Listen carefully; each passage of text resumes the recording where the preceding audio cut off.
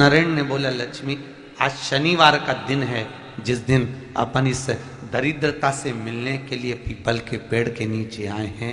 हिंदू धर्म में ये दिन पीपल के वृक्ष के लिए पूजनीय होगा। जो भी शनिवार के दिन पीपल के वृक्ष की पूजन करेगा, दूध चढ़ाएगा या मिष्ठान का भोग लगाएगा, लक्ष्मी और नारायण उसके घर में प्रवेश कर जाएगा। लक्ष्मी और नारायण उसके घर में प्रवेश करेगा। इसलिए नियम बनाया। कौन से दिन का? शनिवार। लक्ष्मी जी बोली, नारायण आपने तो एक दिन का वार लिख दिया। शंकर जी ने 7 वार बनाए हैं, रविवार, सोमवार, मंगल, बुध, गुरु, शुक्र और शनि। ये शिव जी ने बनाए। अब एक दिन आपने अपना बना लिया, बाकी के दिन अगर कोई इस पीपल के वृक्ष के नीचे आएगा और यहां तो दरिद्रता बैठी है तो उसका क्या होगा? भगवान नारायण बोले, सुन दरिद्रता, तेरे से एक विनती है, अगर कोई भी मनुष्य इस पीपल के पेड़ के नीचे अगर 7 दिन में आता है और उसके हाथ में अगर कोई सामग्री होती है तो तू उसके घर में प्रवेश नहीं करेगी। नियम है पीपल के वृक्ष का, या तो पानी का लोटा लेकर जाओ, कुंकू का चोपड़ा लेकर जाओ, शक्कर लेकर जाओ, या पेड़ के नीचे चींटी को डालने के लिए आटा ले जाओ, पर खाली हाथ पीपल के वृक्ष के नीचे कभी मत जाओ, कभी नहीं जाओ। खाली हाथ जाओगे तो दरिद्रता तुम्हारे घर में प्रवेश करेगी। दरिद्रता उठकर खड़ी होकर बोली, नारायण तुमने अपनी मनमानी करी है, एक दिन मुझे भी मेरा चाहिए। भगवान ने कहा, बोल कौन सा दिन चाहिए? दरिद्रता कहती है, रविवार के दिन इस पीपल के वृक्ष के नीचे मैं दिन भर नृत्य करूं, इसमें रहूं, और जो यहां आए रविवार को मैं उसके घर में प्रवेश करूं। भगवान ने कहा, ठीक है दरिद्रता, रविवार का दिन एक ऐसा दिन रहेगा जिस दिन तू इस पीपल के वृक्ष के नीचे नृत्य करेगी और जो आएगा इस पीपल के वृक्ष के नीचे तो उसके साथ प्रवेश करेगी। मैंने तुझे वर दिया। इसलिए हमारे यहाँ केवल पीपल का वृक्ष अगर दीवार में भी लग जाता है ना, किसी की फैक्ट्री की दीवार में, किसी के घर की दीवार में पीपल का वृक्ष अगर लग जाता है, पीपल का पौधा लग जाता है, उसको कितना भी तोड़ लो वो वापिस लग जाएगा। फिर तोड़ोगे फिर लग जाएगा। अगर पीपल के पौधे को तोड़ना है तो केवल रविवार का दिन एक नींबू, एक मिर्ची और बमूल का कांटा, ये 3 चीजें रखने के बाद में आधे घंटे बाद रविवार के दिन पीपल के पेड़ को उखाड़ कर फेंक दो।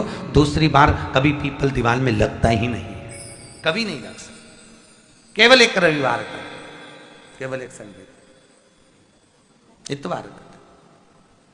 घर में दीवारों पर अगर पीपल लग भी गया है, इसलिए पीपल के वृक्ष को उखाड़ने का, अगर घर में पीपल लगा हुआ है या पीपल का पौधा हमारे घर में लग गया, उसको उतारना, निकालना, लगाना, तो पीपल के वृक्ष को अगर निकाला जाता है तो रविवार के दिन, और अगर पीपल के वृक्ष को कहीं लगाया जाता है तो सोमवार के दिन या मंगलवार के दिन, बुधवार के दिन, इन दिनों में लगा सकते पीपल के वृक्ष कहीं लगाना। शनिवार का दिन एक ऐसा दिन होता है जिस दिन पीपल के वृक्ष को कहीं जाकर लगाया नहीं जाता, क्योंकि शनिवार के दिन पीपल के वृक्ष के नीचे लक्ष्मी रहती है। हम अपने हाथों से अगर पीपल का वृक्ष किसी दूसरी जगह पर शनिवार को रोपित करते हैं तो हमारे घर की लक्ष्मी अपने घर से छिन्न होकर चली जाती है। इसलिए शनिवार के दिन पीपल लगाया नहीं जाता, किसी के घर जाकर उसको वापस पलटा नहीं जाता। लग गया उसको डाल। प्रभु मेरी धर्म पत्नी को कहाँ रखूं आप बताओ? वो तो जहां यज्ञ होता है, अनुष्ठान होता है, दान होता है, पुण्य होता है, सत्कर्म होता है, वहां जाने को तैयार नहीं। अब करूं क्या? भगवान ने बोला, एक काम करो। दुर्वासा जी बोले, जिसके यहां रात्रि में बर्तन झूठे पड़े रहते हो उसके घर में इस दरिद्रता को लेकर तुम प्रवेश कर जाना। जिसके यहां रात्रि में बर्तन झूठे पड़े हो वहां लेकर प्रवेश कर जाओ। दूसरी जगह दुर्वासा जी बोले, जो स्त्री घर में दोपहर के समय पर सो रही हो उसके घर में इसको लेकर प्रवेश कर जाइए। जो स्त्री दोपहर के समय में घर पर सो रही हो इस दरिद्रता को लेकर प्रवेश कर जाइए। तीसरा, जिसके यहां पर दरवाजे पर कांटे वाले पौधे लगे हों उस घर में इस दरिद्रता को लेकर प्रवेश कर जाइए। दरिद्रता, कितनी सुंदर बात कही है। दाता और विधाता, कौन कौन? दाता और विधाता। लक्ष्मी और दरिद्रता के सगे भाई हैं। कौन कौन? दाता और विधाता। दाता को फिटकरी प्रिय है, विधाता को नमक प्रिय है। ये दोनों हमेशा लक्ष्मी को और दरिद्रता को दोनों को समझाते थे, दोनों में प्रेम बढ़ाते थे। आज भी हिंदू धर्म की रीति है। यहां तो ठीक है, जिसके यहां पर भी अगर थोड़ी सी भी परेशानी होती है, थोड़ा सा क्लेश होता है, अशांति होती है, लक्ष्मी नहीं टिक रही हो, काम नहीं बन रहे हो, बहुत प्रयास करा जा रहा हो और हमारा कार्य नहीं होता, तो क्या करते हैं? फिटकरी और नमक को पानी में डाल देते हैं और घर में पोछा लगा देते हैं। आप लोगों ने आजकल फेसबुक पे भी पढ़ा होगा, व्हाट्सएप पे भी पढ़ा होगा। तो क्यों लिखा उसमें? उसका कारण ही केवल ये है कि दाता और विधाता की प्रियता उसमें। माता ख्याति के जो 4 बच्चे हुए, इसमें जो 2 लड़के हैं, दाता और विधाता, उसकी प्रियता, उसकी पूर्णता। अब दुर्वासा जी बोले अपनी धर्म पत्नी को वहां लेकर, जहां कांटेदार पौधे लगे हों वहां पर लेकर प्रवेश कर जाइए। कांटेदार पौधों में उस दरिद्रता का निवास हो गया। कितना विचित्र कथा यहां वर्णन करी है। श्रीमद् भागवत के अंतर्गत जो वर्णन किया कि मृत्यु निश्चित है, दुख जाकर चरणों में गिरा तो कुंद कैश्वर नाम पड़ गया।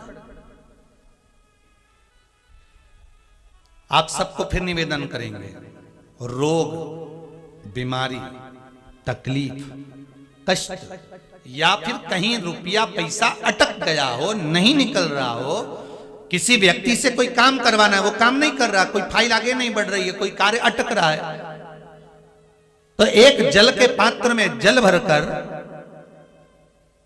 5 बेलपत्री शिव जी को समर्पित कर कुंदकेश्वर महादेव का नाम लेकर एक सफेद पुष्प बेलपत्री के ऊपर जो शिव जी को चढ़ाई है उस पर समर्पित कर जल जो लेकर गए हो, अपनी उस कामना को कर कि मेरा ये कार्य अटक रहा है, ये कार्य नहीं हो रहा, कुंदकेश्वर महादेव का नाम लेकर धीरे धीरे जल की धार चढ़ाइए। और एक बात हमेशा याद रखना, फिर निवेदन कर रहे हैं, अच्छे से समझ लेना। शंकर जी पर जब जल चढ़ता है, शिव जी का जब अभिषेक होता है, शंकर जी पर जब जल चढ़ाया जाता है, दूध चढ़ाओ, जल चढ़ाओ, कुछ भी चढ़ाओ, पर एक बात का स्मरण अपने जीवन में होना कि इतने ऊपर से मत चढ़ाना कि जल चढ़े और छींटे आपके ऊपर। बहुत ध्यान दीजिएगा।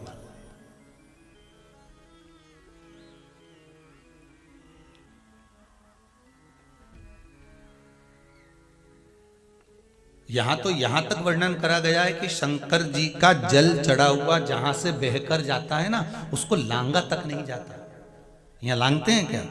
नहीं ना, परिक्रमा भी करेंगे तो वहीं से लौट कर वापस इधर जाएंगे। शिव जी का जहां से जल बहकर जा रहा हो, चढ़ा हुआ जल जहां से बहकर जा रहा हो, उसको लांगा तक नहीं जाता। और कई लोग बड़े बड़े आनंद में शंकर जी पे इतनी ऊपर से जल चढ़ाएंगे तो वो छींटे पूरे अपने ऊपर आना चाहिए, शरीर पर आना चाहिए। नहीं नहीं, उसका दोष है महाराज, उसका दोष है।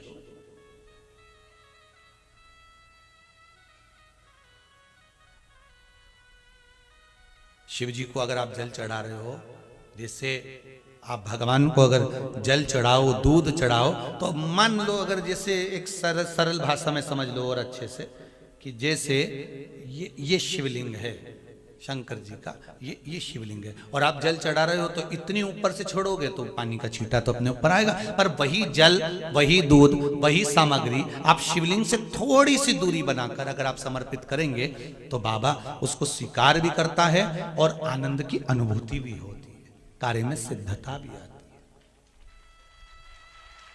कार्य में उसकी सिद्धता भी। अब तुम तो ऊपर से छोड़ रहे हो जिससे वो पानी तुम्हारे ऊपर ही आए, तो वो एक अलग प्रसंग है, वो एक अलग विषय। बहुत ध्यान देना महाराज, भगवान को कभी भी कोई भी सामग्री, जैसे भगवान के मंदिर में अगर फूल चढ़ाने जा रहे हो, भगवान के मंदिर में अगर पुष्प समर्पित करने जा रहे हो, तो फूल का मुख अपनी ओर नहीं होना चाहिए। फूल का मुख कहां पर होना चाहिए? जम के बोलो जरा, भगवान की ओर। पर ईमानदारी से बोलना, आप मंदिर में भगवान के, आपके घर में भी फूल चढ़ाती होगी, आप अपने घर में भी भगवान को फूल चढ़ाती होगी, आप अपने मंदिर में फूल चढ़ाती होगी, ईमानदारी से बोलो, आपके फूल का मुख कहां रखती हो? बोलो बोलो जरा जम के, कहां रखती हो? आपकी ओर। भगवान को तो डंडी चुभने के लिए दे देती है, चुभती रहे। भगवान को डंडी तो आप चुभने के लिए दे देती हो। और फूल का जो मुख है वो अपनी ओर कर लेती हो। पर हमारे यहाँ शिव महापुराण की कथा कहती है, शंकर भगवान का संबोधन करता है। शिव महापुराण कहती है कि भगवान को आप ये पुष्प का जो भाग है वो शिव जी को दीजिए, वो शंकर को चढ़ाइए, डंडी का भाग अपनी ओर।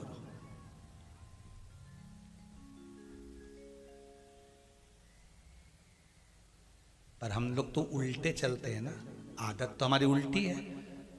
डंडी शंकर जी की ओर, फूल का मुंह हमारी, हमको अच्छा लगना चाहिए। भगवान के सामने ऐसा जमात होगी है, भगवान के सामने ऐसा जमात होगी। भगवान भी मन में सोचे वो डंडी गड़ रही है गुलाब की, बेलपत्र चढ़ाने का भी एक तरीका होता है, समझ में आता है? सीधा बेलपत्र और उल्टा बेलपत्र, समझ लेना, बहुत अच्छे से समझिएगा। शिव जी के सम्मुख में शंकर भगवान के शिवलिंग पर जब बेलपत्र चढ़ता है तो बेलपत्र का जो सीधा भाग होता है वो शिव जी के शिवलिंग पर होना चाहिए, उल्टा भाग ऊपर होना चाहिए। बहुत ध्यान से समझना हो। जब नंदीश्वर को बेलपत्र चढ़ाते हो, नंदी जो बाहर होता है उसको बेलपत्र चढ़ाते हो, तो नंदी को दो जगह बेलपत्र चढ़ती है, आपको ध्यान में होगा। पहली बेलपत्र नंदी को जब चढ़ती है तो नंदी के सामने चढ़ती है, तो उसका बेलपत्री का जो डंडी का मुख है वो नंदी की ओर होता है और बेलपत्री की पत्ती का मुख शंकर जी की ओर होता है। समझ में आ रहा है सबको? डंडी का मुख, जैसे नंदी ऐसे बैठा है तो डंडी का मुख नंदी की ओर होगा, पत्ती का मुख शिव के, और ये सीधी की सीधी नंदी के सामने नीचे रखा जाती है, नंदी के सम्मुख। और एक बेलपत्र जब नंदी के ऊपर चढ़ती है तो डंडी का मुख शिव जी के ऊपर होता है और इस पत्ती का मुख नंदी के सिर पर नंदी की ओर होता है। ये दोनों में बहुत अंतर है महाराज।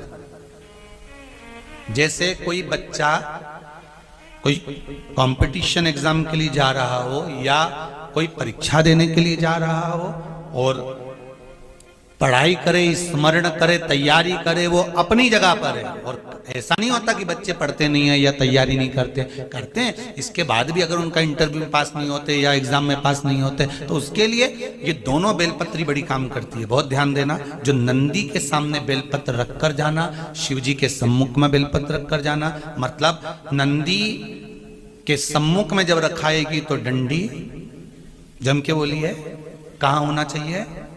नंदी की ओर। और जब ऊपर रखाएगी तो डंडी शिव की ओर हो। ये दो बेलपत्र रखकर शिव जी का स्मरण कर कर जाएं, कार्य सफलता की ओर बढ़ता है। कोई काम के लिए आप जा रहे हैं तो उसमें सफलता मिल जाती है, उसमें सफलता प्राप्त हो। शिव जी को बेलपत्र चढ़ा रहे हो, जो चिकना भाग है, सीधा भाग शिव जी के ऊपर,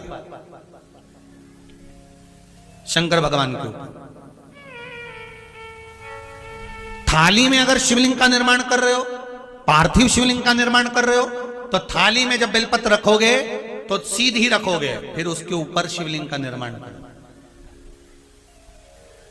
अगर आप निर्माण करते हैं पार्थिव शिवलिंग का और बनाते हैं बेलपत्र का नीचे, महाराज शंभु शरणे पड़ी मांगू घड़ी रे घड़ी, दुख काटो दया करी न दर्शन